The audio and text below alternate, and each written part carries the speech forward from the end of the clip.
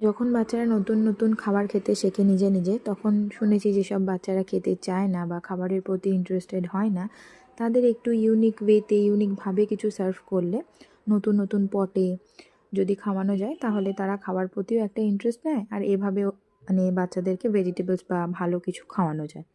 But মিমোর জন্য আমাকে এরকম কোনো এফোর্ট কোনো দিন দিতে হয়নি। ও লিকুইড জাতীয় জিনিস ছোটো থেকেই খেতে খুব ভালোবাসে। হ্যাঁ, একটু খাবারের টাইমটাও বেশি নেয়, একটু অনেকক্ষণ ধরে খায়। বাট ও লিকুইড খেতে ভালোবাসতো বলে আমি ওর জন্য ডিফারেন্ট স্টাইলের সিপার কিনতাম। তো তারই মধ্যে এটা একটা, তো এটা করেই আমি ওকে ডাবের জল দিয়েছিলাম। আর ওর আরও অনেক রকমের সিপার্স রয়েছে, সেগুলো আমি আস্তে আস্তে তোমাদের সাথে শেয়ার করব কীরকম দেখতে সেগুলো। সামনেই মিমোর এক্সামস, আর খুব লেট করে, সেই কারণে এখন একদম লাইফস্টাইলটা চেঞ্জ হয়ে রয়েছে। একটু রাত্রে লেট করে শোয়া, লাঞ্চটা খুবই লেট করে করা। তো সেই কারণে একটু হেলদি ওয়েতে এখন কয়েকদিন খাওয়ার চেষ্টা করছি। দিনটা তাই স্টার্ট করেছিলাম 1 গ্লাস চিয়া সিডের জল দিয়ে।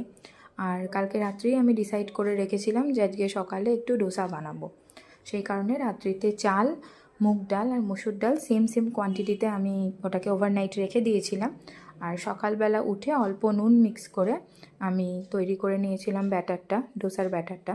তো প্রপার একদম ডোসা তো হয়নি, একটু মানে মোটা হয়ে গেছিলো, ঠিক হয়ে গেছিলো। আর একটু বাটার দিয়ে প্যানেতে আমি ওটাকে দিয়ে ওই চিলা টাইপের করে আমি দুটো সাইডই ফ্রাই করে নিয়েছিলাম। ফ্রাই সেরম করতে হয়নি, বাট এটা প্রপার ডোসা না হলেও ডোসা কাম চিলা বলা যায়। খেতে কিন্তু বেশ ক্রাঞ্চি হয়েছিল। আর এই ছোলা গুড়টা না আমাকে একজন খুবই পরিচিত, উনি আমাকে জয়নগর থেকে এনে দিয়েছিলেন। খুব ভালো খেতে, মানে এখনকার গুড় তো একদম চিনি যায়, মানে মিষ্টি, কিন্তু সেরকম নয়, খুব ভালো। অনেক দিন বাদে এরকম ছোলা গুড় দিয়ে ডোসা কাম চিলা খেতে বেশ ভালোই লাগলো। তোমরাও ট্রাই করো।